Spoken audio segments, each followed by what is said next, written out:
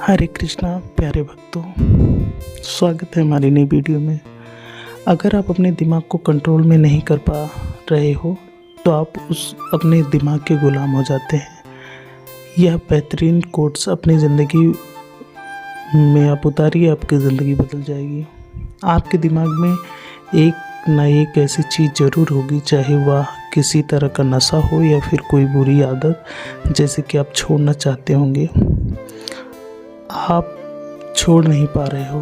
तो यह कोट्स उसी तरह इशारा करता है कि आपको अपने दिमाग को कंट्रोल करना सीखना चाहिए। अगर आप अपने दिमाग को कंट्रोल नहीं करोगे तो आपका दिमाग आपको कंट्रोल करेगा। इसलिए जब भी कोई चीज़ आप करने की सोचते हो उस पर विचार कर लेना चाहिए कि किया गया काम सही या नहीं है या गलत। आपको हमेशा अपने दिमाग की सुननी चाहिए। क्या एक बहुत बड़ा डिबेट है, आपको अपने दिमाग की बात सुननी चाहिए या अपने दिमाग की? तो उसका उत्तर है बैलेंस, मतलब दोनों का आधा आधा। आजकल आप जो भी तय करते हो यानी जो डिसाइड कर लेते हो वह 80% दिमाग से ही लेते हो, वही भी दिमाग का लालच में आकर, जो आपको दोनों को यानी दिल और दिमाग दोनों को आधा आधा प्रायोरिटी महत्व देना चाहिए ताकि आपका दिमाग आप पर हावी ना हो। इसका एक उदाहरण देता हूँ। मान लो आप एक इम्पोर्टेंट एग्ज़ाम दे रहे हो और अपने सामने ही एक टीचर है, वह इधर से उधर हाल में सभी पर नज़र रख रहा है ताकि बच्चे चीटिंग न कर सकें, और आप उस रूम में एक कैमरा भी लगा हुआ है। तो आपको उस एग्ज़ाम में एक प्रश्न का उत्तर नहीं आ रहा है और आप अपने बाकी सभी प्रश्न का उत्तर दे दिया हो। आइए इसे एक स्टोरी के माध्यम से समझते हैं। एक बार की बात है कि एक इंसान, आप में से कई सारे ऐसे लोग होंगे जो कि भगवान का नाम तो ले रहे होते हैं, माला तो जपते हैं, किंतु मन में कुछ न कुछ और ही चल रहा होता है। मन में कुछ और सोचने के लिए भगवान का नाम जपने में कुछ नहीं होता। इसलिए जब हम भगवान का नाम ले रहे होते हैं तब अपने मन सिर्फ भगवान के जाप में लगाना चाहिए, तभी हम अपने आत्मा के उद्धार का मार्ग ढूंढ पाएंगे।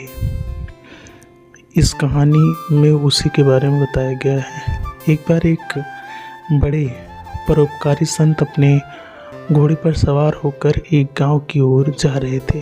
रास्ते में उन्हें एक जागीर मिला। उसने संत से कहा कि मुझे आप जिस रास्ते में जा रहे हैं उसी रास्ते में आते एक गांव में जाना है। अगर आप मुझे थोड़ा सा साथ दें तो अपनी बड़ी मेहरबानी होगी। संत ने कहा। उस राहगीर को बात को स्वीकार कर लिया और अपने घोड़े पर बैठा लिया। वो दोनों घोड़े पर बैठकर साथ साथ गांव की ओर बढ़ रहे थे। उसी दौरान दोनों में संवाद भी हुआ। राहगीर बोला, महाराज आप तो साधु महाराज हैं, आपको इस घोड़े पर क्या काम? आपके ना तो बाल बच्चे हैं, ना ही धंधा और ना ही कोई व्यापार। आप तो संत हैं, तो आप इस घोड़े का क्या करोगे? हम गृहस्थ हैं, घोड़ा का अधिक उपयोग तो हमारे लिए है, इसलिए कृपा करके आप ये घोड़ा मुझे दे दो तो आपकी बड़ी कृपा होगी। राहगीर की बात सुनकर संत ने कहा, अच्छा ठीक है, मैं यह घोड़ा तुम्हें दे दूँगा, किंतु बदले में मेरी एक शर्त है।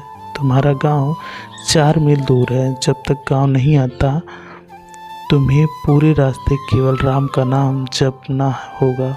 अगर गलती से भी एक बार राम राम राम छूटा तो मैं घोड़ा तुम्हें नहीं दूंगा। ये सुनकर राहगीर खुशी के मारे उछलने लगा और सोचने लगा कि मैंने इस संत को अच्छा पटा लिया। सिर्फ 15-20 मिनट की तो बात है, फिर ये घोड़ा मेरा हो जाएगा।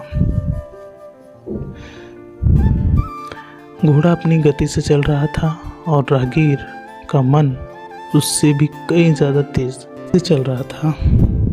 उसने सोचा, संत ने कहा है कि घोड़ा दूंगा लेकिन लगाम की तो बात ही नहीं हुई। मुंह से राम राम बोल रहा था और मन में लगाम देंगे कि नहीं, राम राम लगाम देंगे कि नहीं। कुछ समय के बाद आखिर उसने पूछ ही लिया कि महाराज आप घोड़ा तो देंगे, लगाम देंगे कि नहीं। संत ने कहा ज्ञानी अब ना घोड़ा मिलेगा ना ही लगाम, क्योंकि तुम शर्त हार गए हो। लोग बड़ी मुश्किल से भगवान का नाम जपते हैं, पर जिस समय जपने बैठते हैं उसी समय ध्यान लगाने की जगह दुनियादारी की बातें सोचने लगते हैं।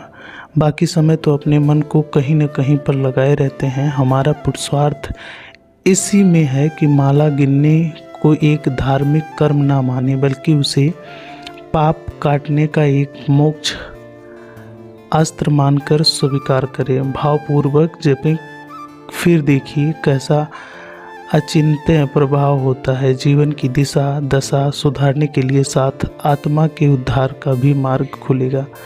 दोस्तों, इसी तरीके से हमारा दिमाग कभी कभी हमारे दिल पर भारी हो जाता है।